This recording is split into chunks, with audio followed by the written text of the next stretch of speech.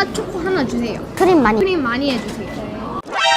자녀의 앞날을 생각하여 미국을 떠나는 결정을 내렸습니다. 포틀랜드의 38세 건축 설계사가 던진 폭탄 선언에 미국 가족정책연구소가 발칵 뒤집혔습니다. 지난 50년 역사상 처음 보는 현상입니다. 고학력 중산층이 집단으로 미국을 탈출하고 있습니다. 충격적인 수치가 공개됐습니다. 2025년 기준 한국 거주 미국인 21만 3,847명. 5년 전보다 무려 417% 폭증. 더 놀라운 건 그들의 정체입니다. 연봉 10만 달러 이상의 전문직 종사자가 78%, 평균 자녀 수 2.3명의 젊은 부모들. 도대체 미국인들이 8,000km를 날아가 찾은 것은 무엇일까요? 지금부터 그 충격적인 실화가 시작됩니다. 가끔은 현실이 상상을 초월하는 순간들이 찾아옵니다. 미국의 권위 있는 로스쿨에 진학하여 촉망받는 미래가 보장되어 있던 제 늦둥이 여동생의 이야기를 들려드리려 합니다. 여동생은 졸업을 불과 반년 앞두고 있었습니다. 그런데 어느 날 저녁 예상치 못한 결정을 전해왔습니다. 오빠, 나 변호사 시험 안 봐. 한국 가서 결혼할 거야. 저녁 식사 중이던 우리 가족은 모두 얼어붙었습니다. 뭐라고? 장난이지? 아버지의 포크가 공중에서 멈췄습니다. 여동생은 모든 계획을 접고 한국 출신 남성과 결혼하기 위해 변호사의 길을 포기한다는 것이었습니다. 저는 도저히 이해할 수 없었습니다. 아니에요. 진심이에요. 태양이랑 결혼하기로 했어요. 태양? 처음 듣는 이름이었습니다. 게다가 한국 사람이라니. 우리 가족 중 아시아를 가본 사람은 아무도 없었습니다. 릴리, 너 지금 뭐 하는 거야? 3년 동안 죽어라 공부해서 이제 변호사 시험만 남겨놓고? 제가 목소리를 높였습니다. 여동생은 담담하게 대답했습니다. 3년 동안 뭘 봤는지 알아? 성폭행 가해자는 형량 거래로 3개월 만에 나오고, 피해자는 평생 트라우마에 시달려, 총기 사고 가해자는 정당방위 주장하면서 무죄 받고, 죽은 사람 가족은 평생 고통 속에 살아. 그래도 그건 더 이상 못하겠어.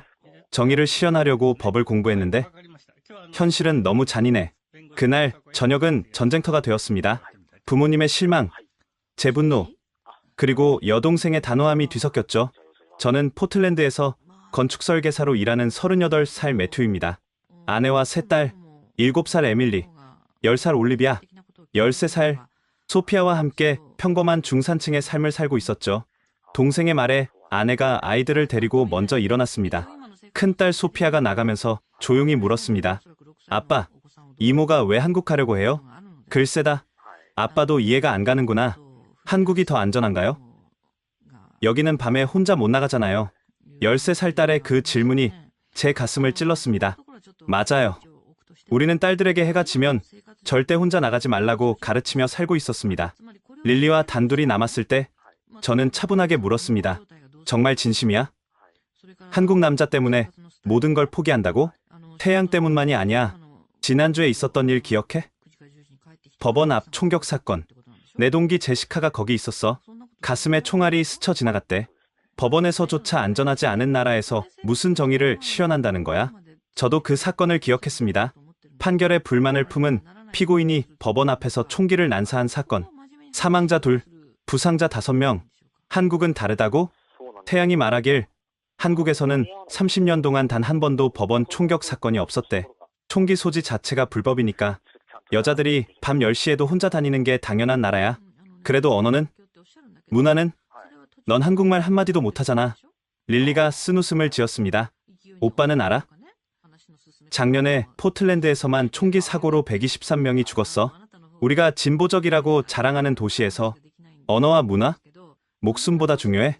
그날 밤 저는 가족과 함께 집으로 돌아왔습니다. 차 안에서 아내가 말했습니다. 릴리 말도 일리가 있어. 우리도 매일 불안하게 살고 있잖아. 그렇다고 모든 걸 버리고 외국으로 가는 게 답이야? 뒷좌석에서 둘째 올리비아가 물었습니다. 엄마, 한국 애들도 학교에서 총 피하는 연습해요? 아내와 저는 동시에 침묵했습니다. 그 순간 깨달았죠. 우리가 얼마나 비정상적인 환경에서 아이들을 키우고 있는지를. 다음날 아침, 큰딸 소피아가 학교 가기 전에 물었습니다. 아빠, 왜 우리는 친구 집에 놀러 갈 때도 부모님이 데려다 줘야 해요? 영화에서 본 한국 애들은 혼자 버스 타고 학원도 가던데. 그건 여기가 좀 위험해서 그래. 왜 여기는 위험해요? 대답할 수 없었습니다. 미국이니까라고 할 수도 없었고 원래 그런 거야 라고 할 수도 없었습니다. 회사에 도착해서도 릴리의 말이 머릿속을 떠나지 않았습니다. 건축가로서 저는 도시를 설계하고 공간을 만듭니다. 하지만 제가 설계하는 모든 건물에는 안전을 위한 장치들이 필수였습니다. 방탄 유리, 비상구, 은신처. 점심시간, 동료 이든이 다가왔습니다. 매튜, 얼굴이 안 좋네. 무슨 일 있어? 여동생이 로스쿨 그만두고 한국으로 시집간대. 이든이 휘파람을 불었습니다. 와, 과감하네. 근데 이해는 돼. 내 사촌도 시애틀 검사 그만두고 캐나다로 이민 갔거든. 왜? 매일 살해 협박받는 게 지겨웠대. 기소한 갱단 멤버들이 집 주소까지 알아내서 협박하고 여기선 정에 실현하려다 목숨 잃을 수 있잖아. 그 말에 등골이 서늘해졌습니다. 정의를 지키려는 사람들이 오히려 위험에 노출되는 사회. 이게 우리가 사는 현실이었습니다. 퇴근 후 집에 돌아오니 아내가 뉴스를 보고 있었습니다. 또 학교 근처에서 총격 사건이 있었대. 이번엔 유진이야. 유진은 우리 집에서 2시간 거리. 너무 가까웠습니다. 피해자는 고등학생 둘이 다쳤대. 갱단 영역 싸움에 휘말린 거래. 저는 소파에 털썩 주저앉았습니다. 그때 막내 에밀리가 다가와 제 팔을 잡았습니다. 아빠, 우리 학교는 안전해요? 7살 딸의 그 질문에 가슴이 미어졌습니다.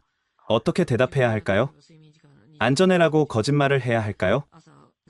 아니면 모르겠다고 솔직하게 말해야 할까요? 아빠가 지켜줄게. 그게 제가 할 수 있는 최선의 대답이었습니다. 그날 밤 릴리에게 전화했습니다. 정말 결심한 거야? 응. 다음 달에 한국 와서 결혼식해. 와줄 거지?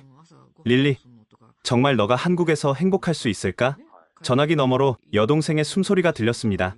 오빠, 나 어제 꿈을 꿨어. 밤에 혼자 걸어 다니는 꿈. 아무 걱정 없이, 아무 두려움 없이. 깨고 나서 울었어. 그게 꿈이 아니라 다른 나라에서는 현실이라는 걸 깨달았거든. 전화를 끊고 창밖을 바라봤습니다. 포틀랜드의 밤거리는 텅 비어 있었습니다. 거리등 아래로 가끔 경찰차만 지나갈 뿐이었죠. 정말 다른 삶이 가능할까? 처음으로 그런 질문을 스스로에게 던졌습니다. 그리고 그것이 우리 가족의 운명을 바꿀 시작점이 될 줄은 그때는 몰랐습니다. 릴리가 한국행을 선언한 지 2주일 후, 제 인생의 첫 번째 경고가 왔습니다. 매튜, 노아가 총 맞았어. 금요일 오후, 이든의 다급한 전화였습니다. 노아는 고등학교 때부터 친구였고, 지금은 포틀랜드에서 작은 카페를 운영하고 있었습니다. 뭐? 어떻게 된 거야? 로드레이지래. 번사이드 다리에서 차선 문제로 시비가 붙었는데 상대가 총을 꺼냈대. 병원으로 달려가는 동안 손이 떨렸습니다. 다행히 노아는 어깨에 총상을 입었을 뿐 생명에는 지장이 없었습니다. 하지만 그의 눈에서 본 것은 공포였습니다. 매튜, 난 그냥 클렉슨을 눌렀을 뿐이야. 그 사람이 끼어들기를 해서. 그런데 갑자기 차에서 내려서 총을. 노아의 아내가 울면서 말했습니다. 이제 무서워서 운전도 못하겠어요. 언제 누가 총을 꺼낼지 모르잖아요. 병원을 나오면서 뉴스를 확인했습니다. 올해 포틀랜드 로드레이지 총격 사건 23번째? 23번째라니. 운전하다 화가 나서 총을 쏘는 게 한 해에 23번이나 일어나는 도시에서 우리가 살고 있었습니다. 집에 돌아오니 아내가 심각한 표정으로 기다리고 있었습니다. 소피아 학교에서 연락 왔어. 다음 주에 또 록다운 훈련한대. 또 이번 달만 3번째야. 애들이 너무 스트레스 받아 해. 큰딸 소피아가 방에서 나왔습니다. 평소와 달리 얼굴이 창백했습니다. 아빠, 우리 반 제나가 록다운 훈련 중에 공황 발작 일으켰어. 진짜 총소리인 줄 알았대. 가슴이 먹먹해졌습니다. 13살 아이들이 총격에 대한 공포로 공황 발작을 일으키는 현실. 이게 정상일까요? 소피아야. 그건 그냥 훈련이야. 진짜 일어날 가능성은? 아빠, 거짓말하지 마. 뉴스 다 봐. 매일 어디선가 학교 총격 사건 일어나잖아. 할 말이 없었습니다. 딸의 말이 맞았으니까요. 그날 밤 아내와 대화를 나눴습니다. 여보, 릴리 말이 자꾸 생각나. 정말 이렇게 사는 게 정상일까? 나도 요즘 그 생각 많이 해. 특히 아이들 학교 보낼 때마다. 오늘 노아, 일도 그렇고 운전하다가도 총 맞을 수 있는 세상이라니? 월요일, 뜻밖의 일이 생겼습니다. 회사에서 새로운 프로젝트를 맡게 된 것입니다. 매튜, 자네가 이 프로젝트를 리드해줬으면 해. 상사가 서류를 건넸습니다. 삼성물산 그린빌딩 프로젝트? 그래, 한국 회사야. 포틀랜드에 친환경 오피스 빌딩을 짓는데 우리가 설계를 맡게 됐어. 한국.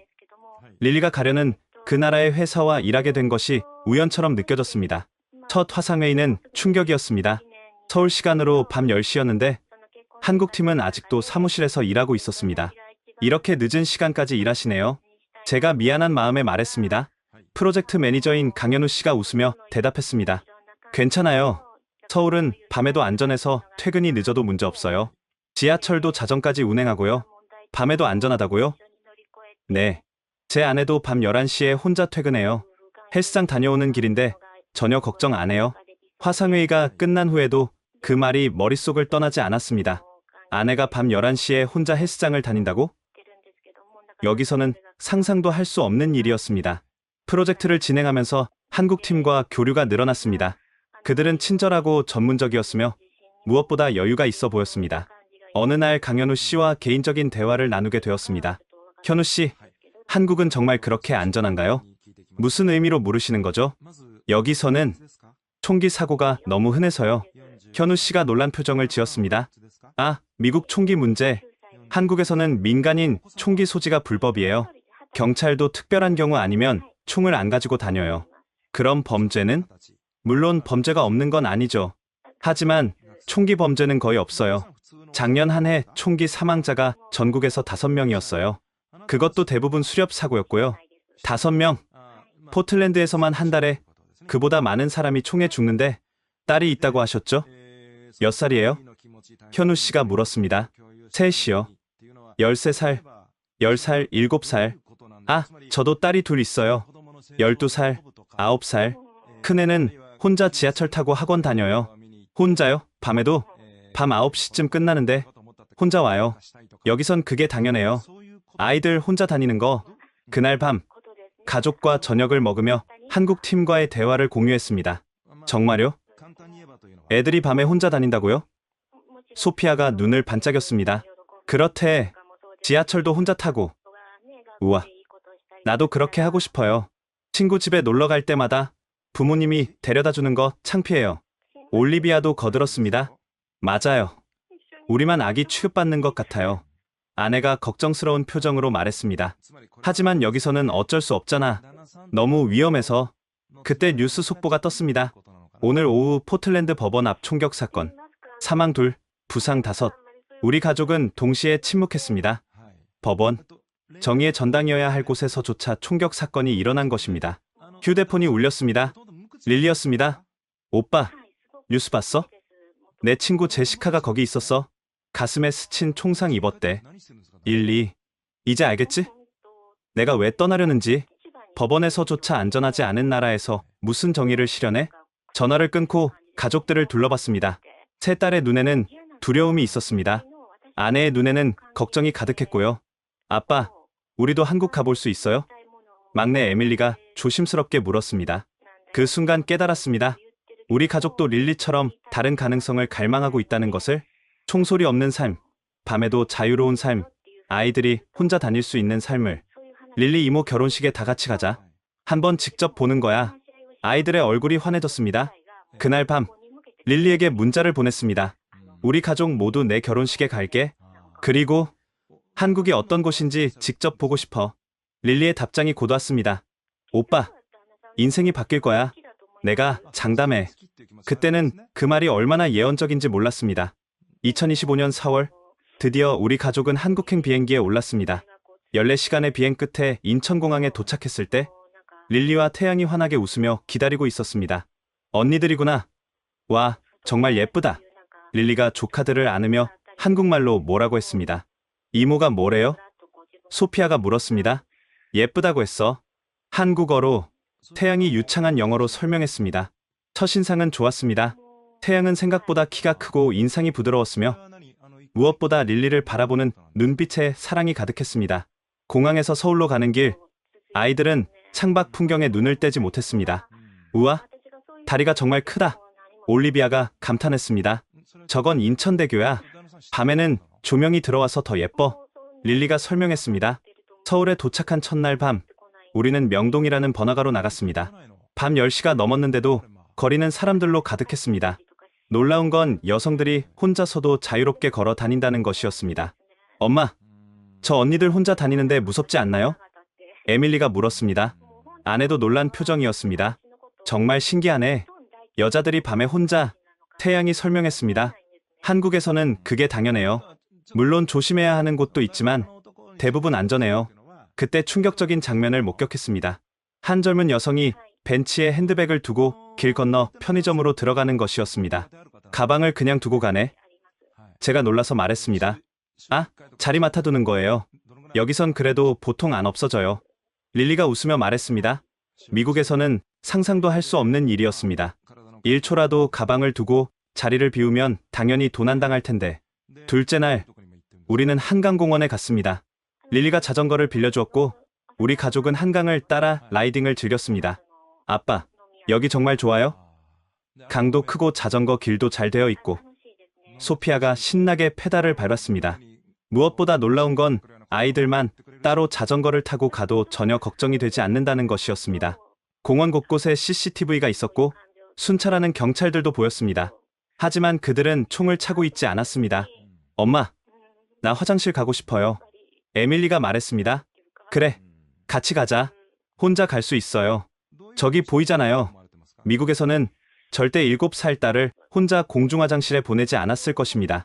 하지만 여기서는 왠지 괜찮을 것 같았습니다. 주변에 가족 단위 사람들이 많았고 분위기가 평화로웠으니까요. 언니가 같이 가줄게.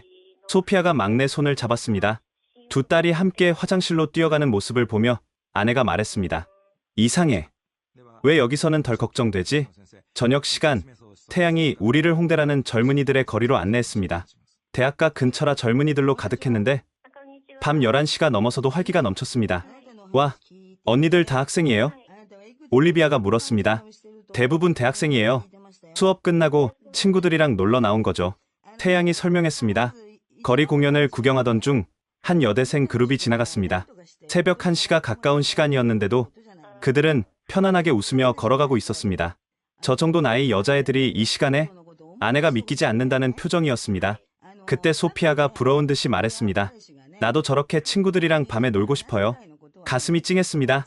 13살 딸이 가진 당연한 욕구, 친구들과 자유롭게 시간을 보내고 싶은 마음. 하지만 우리는 안전을 이유로 그것을 허락하지 못했습니다. 셋째 날은 릴리의 예비 시댁을 방문했습니다. 태양의 부모님은 따뜻하게 우리를 맞아주셨습니다. 멀리서 오셨는데 고생하셨어요. 태양의 어머니가 서툰 영어로 인사하셨습니다. 점심 식사를 하며 태양의 아버지가 물으셨습니다. 미국은 총기 사고가 많다면서요? 뉴스에서 봤어요. 네. 사실 그것 때문에 많이 걱정하며 살아요. 제가 솔직하게 대답했습니다. 한국은 그런 걱정 없어서 좋아요. 손녀들이 여기서 자라면 안전할 거예요. 그 말씀이 농담처럼 들리지 않았습니다. 식사 후 태양의 어머니가 딸들에게 한복을 선물하셨습니다. 아이들이 한복을 입고 좋아하는 모습을 보며 문득 생각했습니다. 정말 여기서 살면 어떨까? 넷째 날 저녁, 충격적인 일이 있었습니다. 이태원에서 저녁을 먹고 나오는데 제 지갑이 없어진 것입니다. 아, 큰일이네. 여권도 있었는데. 당황해서 주머니를 뒤졌습니다. 어디서 잃어버리신 것 같아요? 태양이 침착하게 물었습니다. 식당에 두고 온 것 같은데. 가보죠. 아마 있을 거예요. 미국에서라면 이미 포기했을 것입니다. 하지만 태양은 자신 있게 식당으로 돌아갔고 놀랍게도 지갑은 그대로 카운터에 보관되어 있었습니다. 손님 건 맞으시죠? 다른 손님이 발견해서 맡겨두셨어요. 직원이 친절하게 지갑을 건넸습니다. 현금도, 카드도, 여권도 그대로였습니다. 이런 일이 자주 있나요? 제가 물었습니다. 네, 종종요. 한국 사람들은 주운 물건을 잘 돌려줘요. 다섯째 날, 아이들을 위해 놀이공원에 갔습니다. 에버랜드라는 곳이었는데 규모가 어마어마했습니다.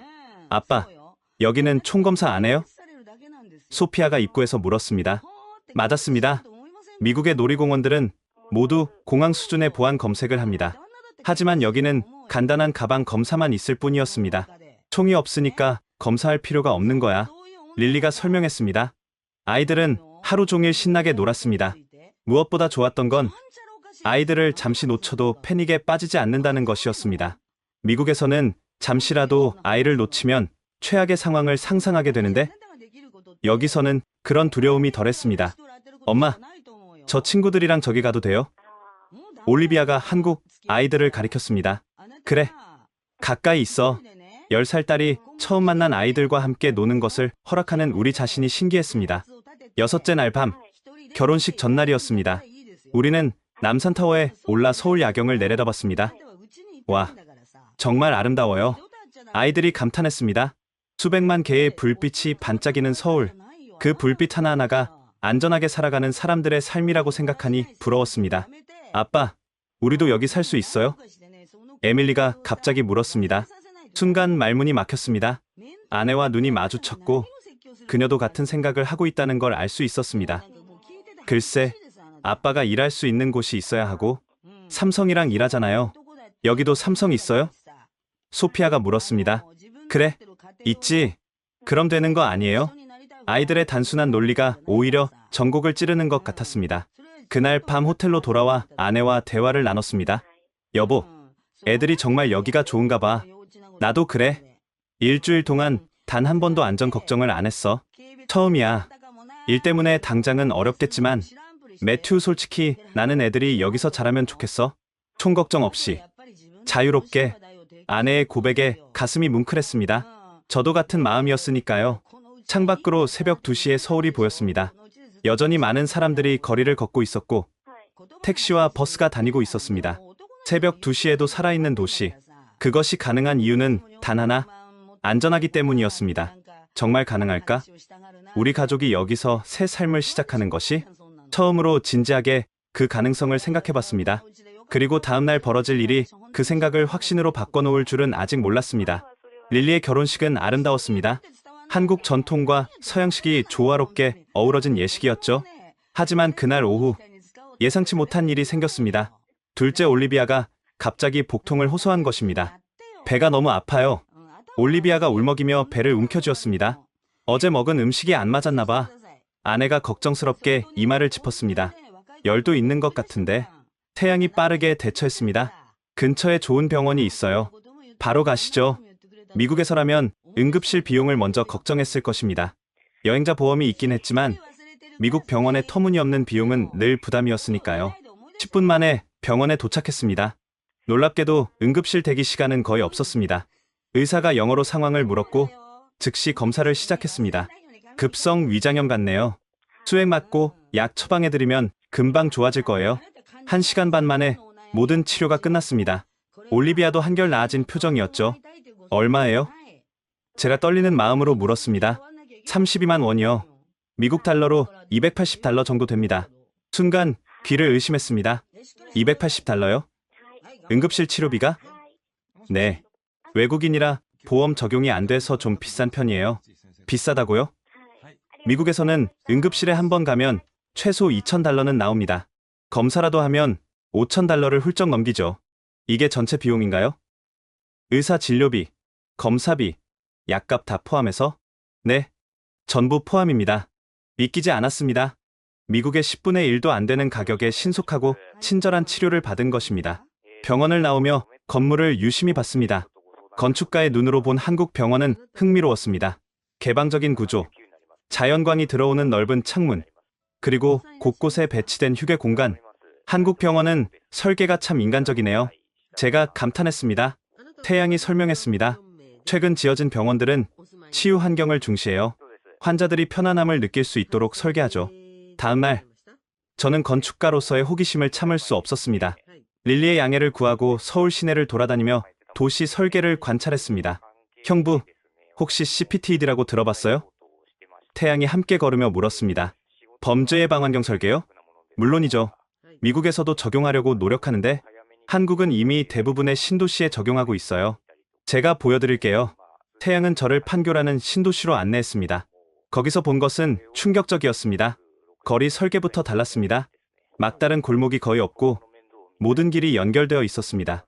가로등 간격이 촘촘해서 어두운 곳이 없었고 CCTV가 사각지대 없이 배치되어 있었습니다. 여기 봐요. 공원 산책로도 항상 2개 이상의 출입구가 보이도록 설계되어 있어요. 태양이 설명했습니다. 자연적 감시가 가능하도록 한 거네요. 맞아요. 그리고 건물 배치도 보세요. 아파트 창문이 거리를 향하고 있어서 자연스럽게 거리를 감시하는 효과가 있어요. 미국에서는 프라이버시를 이유로 이런 설계를 꺼립니다. 하지만 그 결과는 고립되고 위험한 공간들이 생기는 것이었죠. 여기가 제 조카들이 다닐 학교예요. 태양이 한 초등학교를 가리켰습니다. 학교 설계를 보고 또 한 번 놀랐습니다. 높은 담장 대신 투명한 펜스가 있었고 학교 내부가 밖에서도 보였습니다. 정문에는 경비원이 있었지만 금속 탐지기나 무장 경비는 없었습니다. 총기 대피 시설은 어디 있어요? 제가 무의식적으로 물었습니다. 태양이 의아한 표정을 지었습니다. 총기 대피 시설이요? 그런 건 없어요. 필요가 없으니까요. 순간 가슴이 먹먹해졌습니다. 총기 대피 훈련이 필요 없는 학교. 우리 아이들이 다니는 학교에는 총알을 막을 수 있는 특수 설계된 방이 있는데 대신 지진 대피 훈련은 해요. 자연재해는 어쩔 수 없으니까요. 태양이 덧붙였습니다. 자연재해와 인간의 폭력. 한국은 전자만 걱정하면 되지만 미국은 후자가 더 큰 위협이었습니다. 오후에는 강남의 번화가를 둘러봤습니다. 건축가로서 흥미로운 점을 또 발견했습니다. 여기 건물들 1층이 다 상점이네요. 네. 한국은 1층 상가, 위층 주거나 사무실인 경우가 많아요. 거리에 항상 사람이 있도록 하는 효과가 있죠. 제인 제이콥스가 말한 거리에 눈이 자연스럽게 구현된 것이었습니다. 항상 누군가 있는 거리는 그 자체로 안전장치가 됩니다. 미국은 왜 이렇게 못하는 거죠? 제가 한숨을 쉬었습니다. 총이 있는 한 불가능해요. 아무리 잘 설계해도 총 한 자루가 모든 걸 무너뜨리니까요. 그날 저녁 가족들과 다시 합류했습니다. 올리비아는 완전히 회복되어 언니, 동생과 함께 놀고 있었습니다. 아빠, 오늘 한국 친구들을 만났어요. 소피아가 신나게 말했습니다. 그래? 어떻게? 공원에서 농구하는데 같이 하자고 해서요. 말은 잘 안 통했지만 재밌었어요. 올리비아도 거들었습니다. 한국 애들 영어 조금 해요. 그리고 번역 앱 써서 대화했어요. 근데 있잖아요. 막내 에밀리가 끼어들었습니다. 걔들 부모님이 없었어요. 애들끼리만 왔대요. 몇 살이었는데? 저랑 비슷해요. 7살, 8살? 7살 아이들이 부모 없이 공원에서 논다. 미국에서는 아동방임으로 신고당할 일입니다. 엄마, 나도 그렇게 하고 싶어요. 친구들이랑 우리끼리 놀러 다니고 싶어요. 소피아가 말했습니다. 아내가 저를 바라봤습니다. 그 눈빛에서 같은 생각을 읽을 수 있었습니다. 우리 아이들도 이런 자유를 누릴 수 있다면? 호텔로 돌아오는 길, 릴리가 조용히 다가왔습니다. 오빠, 어때? 이제 내 선택이 이해돼? 응, 완전히 이해해. 그리고 부러워. 오빠도 올 수 있어. 아이들을 위해서라도. 하지만 일이 삼성이랑 일하잖아. 기회는 있을 거야. 중요한 건 결심이지. 그날 밤 침대에 누워 천장을 바라봤습니다. 일주일 동안 본 것들이 머릿속을 맴돌았습니다. 안전한 거리, 자유로운 아이들, 합리적인 의료 시스템, 그리고 총 없는 사회. 정말 가능할까? 우리 가족이 여기서 새로 시작하는 것이? 아내가 돌아누우며 속삭였습니다. 나는 하고 싶어. 애들을 위해서라도. 저도 같은 마음이었습니다. 하지만 아직 현실적인 문제들이 남아있었죠. 그런데 바로 다음 날, 그 문제를 해결할 실마리가 나타날 줄은 꿈에도 몰랐습니다. 한국 방문 마지막 날 아침, 태양이 단둘이 만나자고 제안했습니다. 형부, 오늘 시간 있으시면 차 한잔 하실래요? 드릴 말씀이 있어서요. 솔직히 궁금했습니다. 릴리를 데려가는 이 남자가 어떤 사람인지, 무슨 생각을 하는지. 우리는 인사동의 전통 찻집에서 만났습니다. 고즈넉한 분위기가 대화하기 좋았습니다. 형부, 제가 먼저 사과드릴게요. 릴리를 가족과 멀어지게 만들어서. 태양이 진지하게 말을 시작했습니다. 사과할 필요 없어요. 릴리의 선택이니까요. 그래도 가족 입장에서는 쉽지 않으셨을 거예요. 특히 딸을 가진 아버지로서는 더욱. 태양도 두 딸의 아버지라고 했었죠. 같은 아버지로서 통하는 게 있을 거라 생각했습니다. 태양 씨는 왜 미국에 안 남았어요? 환경공학 박사면 미국에서도 좋은 기회가 많았을 텐데. 태양이 잠시 침묵하다가 말했습니다. 2023년에 UC 버클리에서 박사 과정 중이었어요. 어느 날 밤 연구실에서 늦게까지 실험하고 기숙사로 걸어가는데 그가 잠시 멈췄습니다. 뒤에서 총을 든 사람이 나타났어요. 지갑을 요구하더군요. 세상에. 지갑을 주고 무사히 빠져나왔지만 그 후로 모든 게 달라졌어요. 밤에 연구실에 남는 게 무서워졌고 항상 뒤를 돌아보게 됐죠. 그러다 미국인 친구가 그러더군요. 익숙해질 거야. 우리는 다 그렇게 살아. 라고요. 태양의 눈빛이 어두워졌습니다. 그 말이 더 충격이었어요. 이런 공포가 일상이 되는 게 정상이라고? 그때 결심했죠. 박사 끝나면 바로 한국 돌아가야겠다고. 후회 안 해요? 미국의 기회를 포기한 것? 전혀요. 형부, 저는 딸들이 밤에 혼자 학원 다니는 걸 당연하게 여기며 자랐어요. 제 딸들도 그런 자유를 누려야 한다고 생각해요. 돈보다 중요한 게 안전이니까요. 그의 말에 깊이 공감했습니다. 릴리는 어떻게 만났어요? 태양의 표정이 부드러워졌습니다. 2024년에 시카고 대학의 환경법 세미나 발표하러 갔어요. 릴리가 거기 있었죠. 세미나 후 질문을 하는데 그 열정이 인상적이었어요. 첫눈에 반한 건가요? 제가 웃으며 물었습니다. 솔직히 그랬어요. 하지만 더 끌렸던 건 그녀의 가치관이었어요. 정의를 위해 싸우려는 마음. 하지만 현실에 좌절하는 모습. 저도 미국에서 그런 좌절을 겪었거든요. 릴리가 한국행을 쉽게 결정했나요? 아니요. 3달 동안 고민했어요. 그래서 제가 제안했죠. 2주 동안 한국에 와서 직접 경험해보라고. 그 2주가 그녀의 인생을 바꿨어요. 뭐가 그렇게 달랐나요? 태양이 커피를 한 모금 마시고 말했습니다. 첫날 밤, 우리가 홍대를 걸었어요. 새벽 1시였는데 릴리가 갑자기 울더군요. 왜 그러냐고 물으니까 처음으로 밤거리가 무섭지 않다고 가슴이 먹먹해졌습니다. 그리고 다음날 제 조카들이 혼자 버스 타고 학교 가는 걸 봤어요. 10살, 12살짜리들이요. 릴리가 충격받더군요. 이게 정상이구나 하면서 미국인들이 다 그런 반응인가요? 대부분 그래요. 특히 부모들은 더 충격받죠. 자기 아이들이 누리지 못하는 자유를 한국 아이들이 당연하게 여기니까. 우리의 대화는 자연스럽게 육아로 이어졌습니다. 형부 따님들 정말 예쁘고 똑똑해요. 특히 큰 따님은 리더십이 있어 보이던데요. 고맙습니다. 하지만 늘 걱정이에요. 특히 딸들이라서 더. 무슨 걱정이요? 미국에서 여자아이 키우는 거 정말 무서워요. 성범죄 뉴스 볼 때마다 가슴이 철렁해요. 태양이 고개를 끄덕였습니다. 이해해요. 저도 딸 둘이라 그 마음 알아요. 하지만 한국은 상대적으로 안전해요. 물론 완벽하진 않지만 얼마나 달라요? 숫자로 말하면 미국 대비 성범죄율이 5분의 1 수준이에요. 더 중요한 건 아동 대상 범죄가 훨씬 적다는 거죠. 그리고 CCTV가 많아서 범죄 예방 효과가 커요. 딸들이 자유롭게 다닐 수 있다는 게 제 큰딸이 12살인데 저녁 9시에 혼자 편의점 가요. 친구 집에도 혼자 가고 미국에서는 상상도 못할 일이죠. 맞았습니다.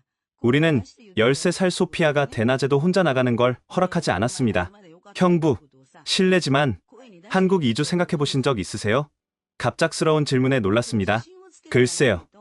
막연하게는 제가 왜 묻냐면 형부가 이번 일주일 동안 보인 반응이 전형적인 2주 전조 증상이거든요. 2주 전조 증상이요? 네. 처음엔 문화 충격, 그 다음 부러움, 그리고 우리 아이들도 라는 생각, 마지막으로 진지한 고민. 형부가 정확히 그 단계를 거치고 있어요. 들키다니. 하지만 부정할 수 없었습니다. 일이 문제예요. 건축사무소를 두고 올 수는 없으니 형부, 한국도 건축가 필요해요. 특히 안전 설계 전문가는 더욱. 그리고 삼성물산이랑 이미 일하고 계시잖아요. 연결고리는 있어요. 언어는요? 릴리도 한국어 몰랐어요. 지금은 기본 회화 정도는 해요. 형부 따님들은 더 빨리 배울 거예요. 아이들은 스펀지니까. 태양이 핸드폰을 꺼내 사진을 보여줬습니다. 국제학교에서 찍은 사진들이었습니다. 서울에 좋은 국제학교들이 많아요.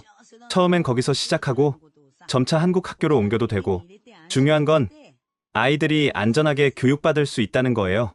학비는 미국 사립학교보다 저렴해요. 그리고 한국은 공교육도 수준이 높아서 나중에 일반 학교 가도 문제 없어요. 대화가 깊어질수록 현실적인 가능성이 보이기 시작했습니다. 형부, 마지막으로 하나만 더 말씀드릴게요. 저도 딸 가진 아버지로서 태양의 눈빛이 진지해졌습니다.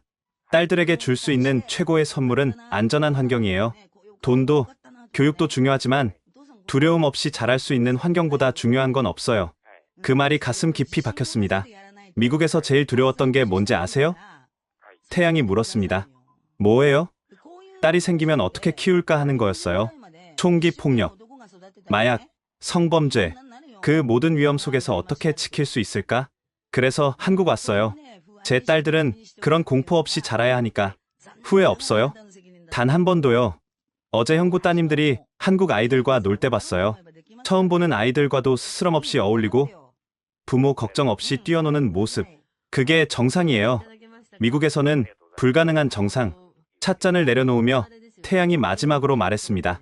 형부, 기회는 만드는 거예요. 릴리도 모든 걸 포기하고 왔지만 지금은 더 행복해요. 한국 로펌에서 국제 변호사로 일할 예정이거든요. 미국 변호사 자격이 오히려 메리트가 됐죠. 정말요? 네. 한국도 글로벌화되면서 미국법 아는 변호사 수요가 커요. 형부도 마찬가지예요. 미국식 안전 설계 노하우를 가진 건축가는 한국에서도 필요해요. 대화를 마치고 일어서며 태양이 명함을 건넸습니다. 혹시 진지하게 고민하시게 되면 연락주세요. 제가 아는 분들 소개해드릴게요. 건축 쪽도, 학교 쪽도, 호텔로 돌아가는 길. 머릿속이 복잡했습니다. 막연한 꿈이 아니라 현실적인 가능성으로 다가온 한국 이주. 방에 들어가니 아이들이 짐을 싸며 시무룩한 표정이었습니다. 벌써 가야 해요? 에밀리가 입을 삐죽였습니다. 아빠, 다음에 또 올 수 있어요? 올리비아가 물었습니다. 그럼 또 오자. 진짜요? 약속해요. 소피아가 새끼손가락을 내밀었습니다. 새끼손가락을 걸며 생각했습니다. 다음에는 잠시 오는 게 아니라 아예 살러 올지도.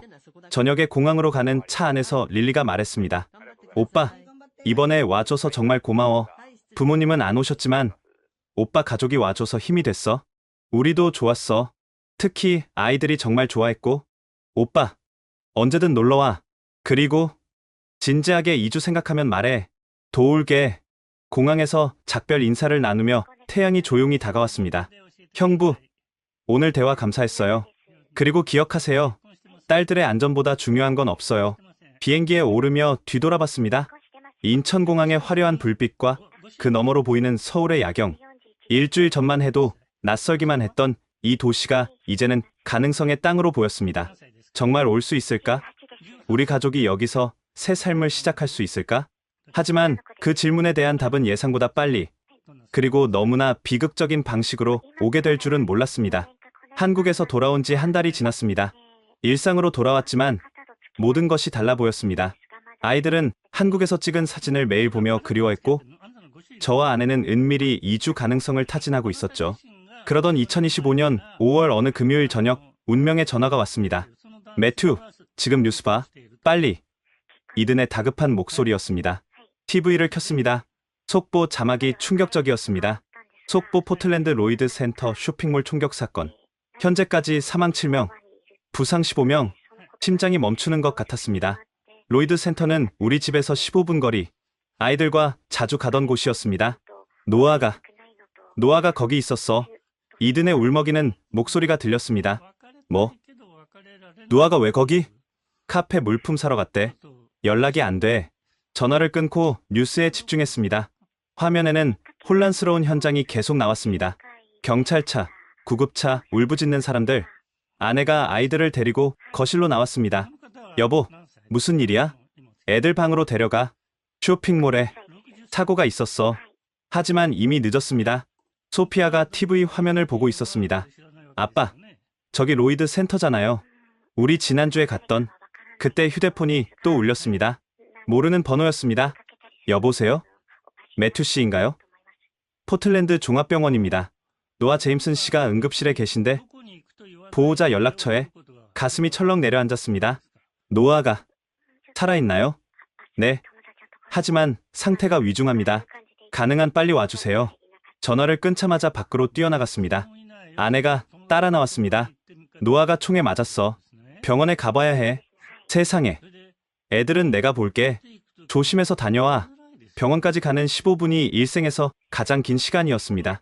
도착했을 때 응급실은 아수라장이었습니다. 총격 피해자들과 그 가족들로 가득했죠. 노아 제임슨 환자 보호자이신가요? 의사가 다가왔습니다. 네. 친구입니다. 상태가 어떤가요? 복부에 총상을 입었습니다. 지금 수술 중이에요. 다행히 주요 장기는 피했지만 출혈이 심해서 위험한 상황입니다. 수술 대기실에서 이든을 만났습니다. 그는 망연자실한 표정이었습니다. 3달 만이야, 매튜. 노아가 3달 만에 두 번째 총에 맞았어. 미친.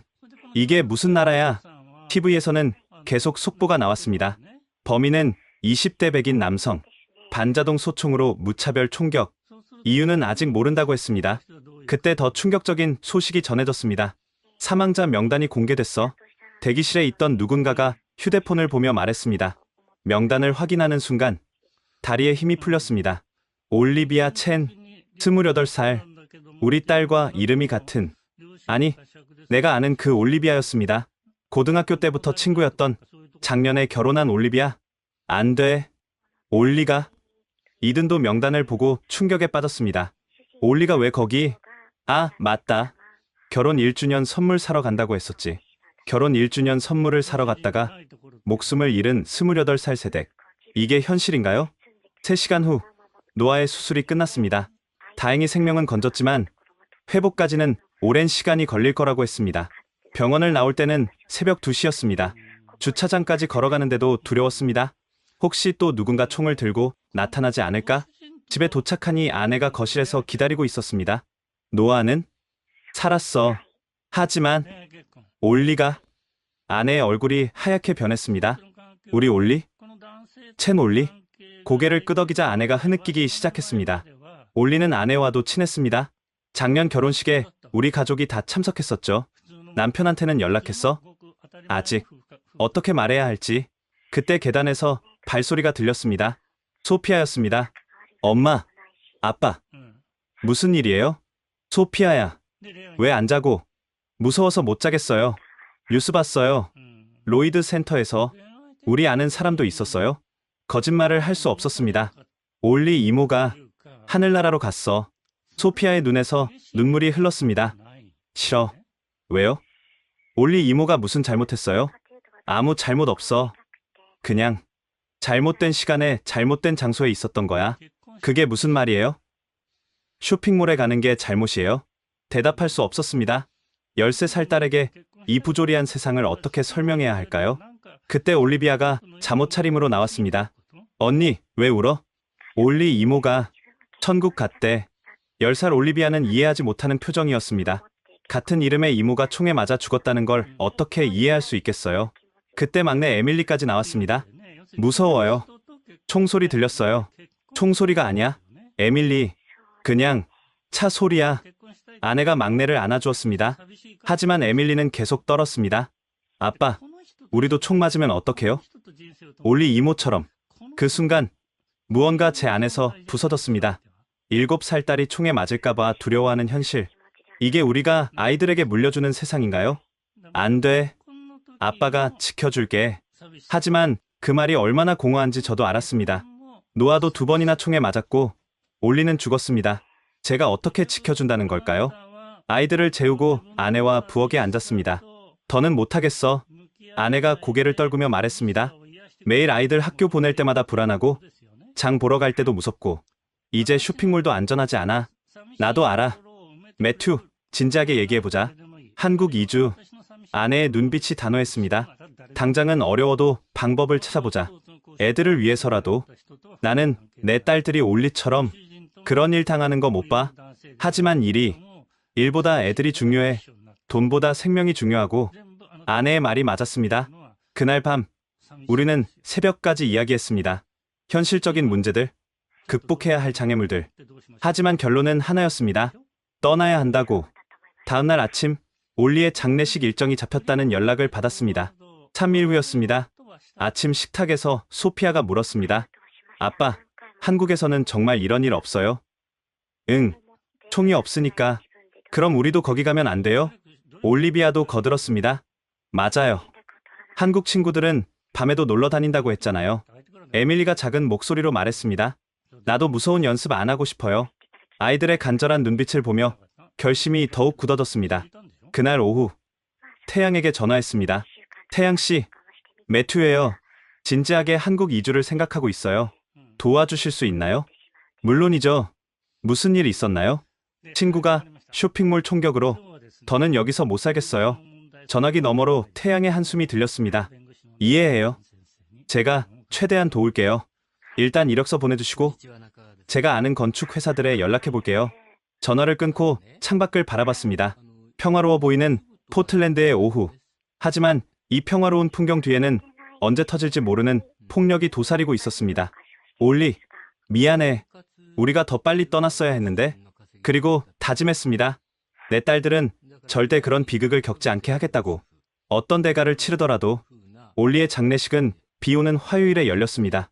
교회는 젊은 친구들과 가족들로 가득했고 곳곳에서 흐느끼는 소리가 들렸습니다. 올리비아는 사랑이 가득한 사람이었습니다. 결혼 1주년 선물로 남편에게 줄 시계를 사러 갔다가 목사님의 목소리가 떨렸습니다. 올리의 남편 제이크는 넋이 나간 표정이었습니다. 불과 1년 전 우리가 축복해줬던 그 결혼식이 떠올랐습니다. 그때 올리가 얼마나 행복해했는지. 장례식이 끝나고 제이크에게 다가갔습니다. 제이크, 정말 마음이 아파요. 매튜, 아직도 믿기지 않아요. 아침에 시계 사러 갈게 하고 나간 게 마지막이었어요. 필요한 거 있으면 언제든 연락해요. 고마워요. 근데 매튜, 나도 이사 갈 거예요. 여기서는 더 이상. 또 한 명이 떠나는구나. 폭력이 사람들을 흩어놓고 있었습니다. 집으로 돌아오니 아내가 노트북 앞에 앉아 있었습니다. 뭐 하고 있어? 한국 국제학교들 알아보고 있어. 서울에만 10곳이 넘더라. 벌써? 매튜, 우리 정말 가자. 오늘 장례식 보면서 더 확실해졌어. 다음 차례가 우리 가족일 수도 있어. 그날부터 우리는 본격적으로 이주 준비를 시작했습니다. 먼저 해야 할 일은 회사와의 협의였습니다. 다음날 상사에게 면담을 요청했습니다. 매튜, 무슨 일이야? 안색이 안 좋네. 사실 가족과 함께 한국으로 이주를 생각하고 있습니다. 상사의 눈이 커졌습니다. 한국? 갑자기 왜? 올리 이야기를 하자 상사도 고개를 끄덕였습니다. 이해해. 나도 딸이 있으니까. 요즘 정말 무서운 세상이야. 죄송합니다. 회사에 폐를 끼치게 돼서. 잠깐, 누가 그만둔다고 했나?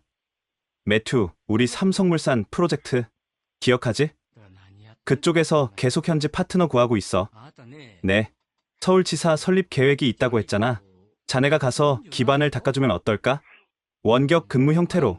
예상치 못한 제안이었습니다. 정말 가능한가요?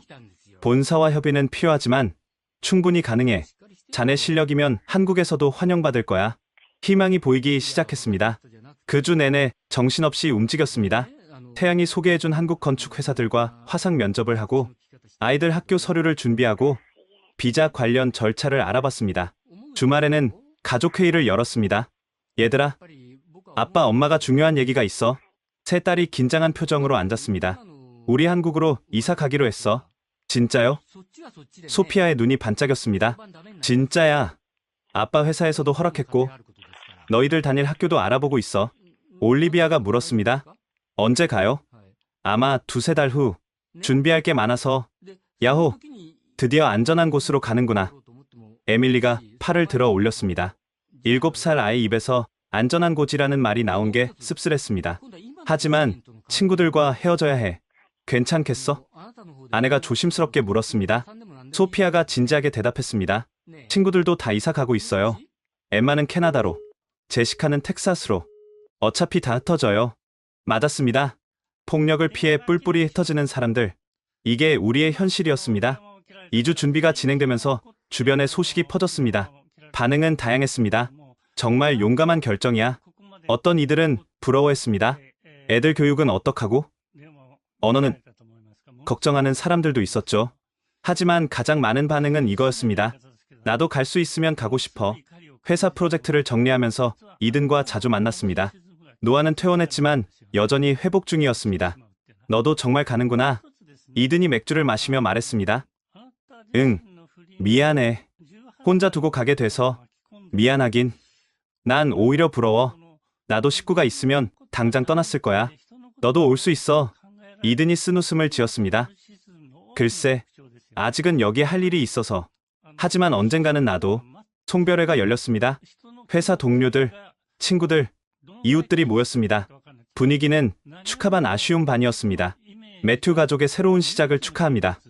상사가 건배를 제안했습니다. 하지만 우리의 좋은 이웃을 잃게 되어 아쉽기도 합니다. 노아가 휠체어에 앉은 채 다가왔습니다. 매튜, 잘 가. 그리고 제대로 사는 거 보여줘. 우리 대신. 노아, 농담이야. 진심으로 축하해. 내 딸들은 이제 자유롭게 살 수 있겠네. 집을 정리하는 것도 큰 일이었습니다. 15년 동안 살았던 집. 아이들이 태어나고 자란 곳. 엄마, 내 방 사진 찍어도 돼요? 소피아가 물었습니다. 그럼 추억으로 남겨두자. 하나씩 짐을 싸면서 추억들이 스쳐 지나갔습니다. 서사히 소피아를 안고 들어왔던 날, 올리비아가 첫걸음을 뗐던 거실, 에밀리가 태어나던 날 서둘러 병원 갔던 기억. 여보, 우리 정말 잘하는 거 맞아? 아내가 갑자기 불안해했습니다. 맞아. 여기 있으면 계속 불안하게 살 거야. 애들은 더 나은 환경에서 자랄 자격이 있어. 마지막 주, 아이들 학교에 작별 인사를 갔습니다. 소피아의 담임 선생님이 말했습니다. 소피아가 떠나서 아쉽지만 이해해요. 요즘 많은 가족들이 떠나고 있어요. 더 안전한 곳으로. 선생님도 불안하시죠? 선생님이 쓸쓸하게 웃었습니다. 매일이요. 언제 우리 학교가 뉴스에 나올지. 끔찍한 생각이지만 현실이니까요. 출국 일주일 전 올리의 묘지를 찾았습니다. 이제 막 잔디가 자라기 시작한 새 묘지. 올리, 우리 떠나. 너가 꿈꿨을 안전한 곳으로. 거기서는 이런 일 없을 거야. 묘비에는 이렇게 쓰여 있었습니다. 사랑하는 아내, 올리비아 첸. 1997년에서 2025년. 너무 일찍 떠난 천사. 28살. 겨우 28살에 쇼핑몰에서 총 맞아 죽은 친구. 이게 우리가 사는 나라의 현실이었습니다. 공항 가는 날 아침, 마지막으로 집을 둘러봤습니다. 텅 빈 방들이 낯설게 느껴졌습니다. 아빠, 빨리 가요. 에밀리가 재촉했습니다. 그래, 가자. 현관문을 잠그고 돌아서는데 이웃집 부인이 나와 있었습니다. 잘 가요. 매튜 가족. 부럽네요. 우리도 언젠가는 꼭 더 나은 날이 올 거예요. 하지만 그 말이 공허하게 들렸습니다. 과연 이 나라에 더 나은 날이 올까요? 공항으로 가는 차 안에서 아이들은 들떠 있었습니다. 한국 가면 뭐부터 할까? 올리비아가 물었습니다. 한강 자전거 타기. 에밀리가 외쳤습니다. 나는 밤에 친구들이랑 놀러 가고 싶어. 소피아가 말했습니다. 평범한 소망들. 하지만 여기서는 이룰 수 없는 꿈들이었습니다. 체크인 카운터에서 짐을 붙이며 생각했습니다. 이게 끝이 아니라 시작이다. 더 나은 삶을 향한 시작. 14시간의 비행 끝에 다시 인천공항에 도착했습니다. 하지만 이번에는 달랐습니다. 단순한 방문이 아닌 새로운 삶의 시작이었으니까요. 드디어 왔다. 에밀리가 환호했습니다. 입국장을 나오니 릴리와 태양이 대형 환영 플래카드를 들고 있었습니다. 웰컴 투 코리아. 매튜 패밀리. 언니들, 정말 왔구나. 릴리가 조카들을 안으며 울먹였습니다. 이모, 우리 이제 여기서 살 거예요. 소피아가 자랑스럽게 말했습니다. 공항에서 서울로 가는 길, 창밖 풍경이 다르게 보였습니다. 더 이상 구경거리가 아닌 우리가 살아갈 곳이었으니까요. 숙소는 한강 근처 아파트로 준비했어요. 학교도 가깝고 교통도 편리해요. 태양이 설명했습니다. 고마워요. 정말 많이 도와줘서. 가족이잖아요. 당연한 거죠. 임시 숙소는 예상보다 훨씬 좋았습니다. 한강이 내려다 보이는 고층 아파트. 넓은 거실과 방 3개. 무엇보다 안전해 보였습니다. 와, 여기가 우리 집이에요? 올리비아가 감탄했습니다. 임시로 6달 계약했어. 그동안 마음에 드는 곳 찾아보자. 아내가 설명했습니다. 짐을 풀고 저녁 시간이 되었습니다. 릴리가 근처 식당을 예약해뒀다고 했습니다. 걸어갈까요? 10분 거리예요. 태양이 제안했습니다. 벌써 어두운데. 아내가 습관적으로 걱정했습니다. 괜찮아요. 여기는 안전하니까. 릴리가 웃으며 말했습니다. 정말로 우리는 밤 9시에 가족 전체가 걸어서 식당으로 갔습니다. 거리에는 많은 사람들이 있었고 아이들도 보였습니다. 엄마, 여기 애들도 밤에 다니네요. 에밀리가 신기해했습니다. 식당에서 삼겹살을 먹으며 릴리가 말했습니다. 내일부터 바쁠 거예요. 주민등록, 은행 계좌, 아이들 학교 등록. 괜찮아. 하나씩 해나가면 되지. 참, 매튜 오빠, 한국 회사에서 연락 왔어요. 다음 주 면접 잡혔대요. 희망적인 소식이었습니다. 새로운 시작이 순조롭게 진행되고 있었죠. 식사 후 집으로 돌아오는 길, 소피아가 제 손을 잡았습니다. 아빠, 이제 정말 안전한 거 맞아요? 응. 여기서는 총 걱정 안 해도 돼. 그럼 이제 무서운 연습도 안 해도 되고? 그래. 그런 거 없어. 소피아가 환하게 웃었습니다. 그 미소를 보니 모든 게 가치 있게 느껴졌습니다. 다음 날부터 정신없는 일정이 시작됐습니다. 외국인 등록증 만들기, 은행 계좌 개설, 휴대폰 개통. 릴리와 태양이 하나하나 도와줬습니다. 가장 중요한 건 아이들 학교였습니다. 서울국제학교를 방문했을 때 완전히 다른 세계를 보았습니다. 안녕하세요. 전학 오신 거죠? 입학 담당자가 밝게 맞아줬습니다. 학교 투어를 하며 놀란 점이 많았습니다. 금속 탐지기도, 무장 경비도 없었습니다. 대신 아이들이 자유롭게 뛰어노는 운동장과 열린 공간들이 있었죠. 총기 대피 훈련은 언제 하나요? 소피아가 물었습니다. 담당자가 잠시 당황한 표정을 지었다가 부드럽게 대답했습니다. 여기서는 그런 훈련은 안 해요. 대신 지진이나 화재 대피 훈련은 해요. 소피아의 표정이 밝아졌습니다. 와, 정말요? 그럼 책상 밑에 숨는 연습 안 해도 돼요? 네. 여기서는 그런 걱정 없이 공부하면 돼요. 학교 구경을 마치고 나오는데 올리비아가 말했습니다. 엄마, 여기 학교 너무 좋아요. 친구들 빨리 사귀고 싶어요. 일주일 후 아이들이 첫 등교를 했습니다. 교복을 입은 모습이 어색하면서도 귀여웠습니다. 아빠, 나 혼자 버스 타고 가도 돼요? 소피아가 물었습니다. 응. 처음이니까 같이 가자. 에이, 아빠, 여기는 안전하다면서요? 맞는 말이었습니다. 하지만 습관은 쉽게 바뀌지 않았죠. 한 달이 지나자 변화가 나타나기 시작했습니다. 먼저 아이들이 달라졌습니다. 더 밝아지고 자신감이 생겼죠. 소피아는 한국 친구들과 어울리며 한국어를 배우기 시작했고, 올리비아는 태권도 학원에 다니기 시작했습니다. 엄마, 나 오늘 혼자 학원 갔다 왔어요. 올리비아가 자랑스럽게 말했습니다. 정말? 무섭지 않았어? 전혀요. 다른 애들도 다 혼자 다니는데 뭐. 가장 큰 변화는 막내 에밀리였습니다. 더 이상 밤에 악몽을 꾸지 않았고 큰 소리에도 놀라지 않았습니다. 아빠, 이제 총소리 안 들려서 좋아요. 어느 날 에밀리가 말했습니다. 그래? 다행이네. 미국에서는 맨날 무서웠는데 여기는 안 무서워요. 제 일도 순조롭게 진행됐습니다. 한국 건축회사와 계약을 맺었고 동시에 미국 회사의 한국 프로젝트도 계속 진행하게 됐습니다. 매튜 씨, 한국의 안전 설계 시스템을 미국식과 접목하는 프로젝트 어떠세요? 한국 회사 대표가 제안했습니다. 좋습니다. 제가 양쪽을 다 경험했으니 도움이 될 것 같습니다. 어느 토요일 저녁, 우리 가족은 한강공원에서 자전거를 탔습니다. 해가 지고 있었지만 공원은 사람들로 가득했습니다. 아빠, 여기 밤인데도 사람이 많아요. 에밀리가 신기해했습니다. 응, 여기서는 밤에도 안전하니까. 자전거를 타고 한강을 따라 달리며 생각했습니다. 이것이 우리가 찾던 삶이었다고.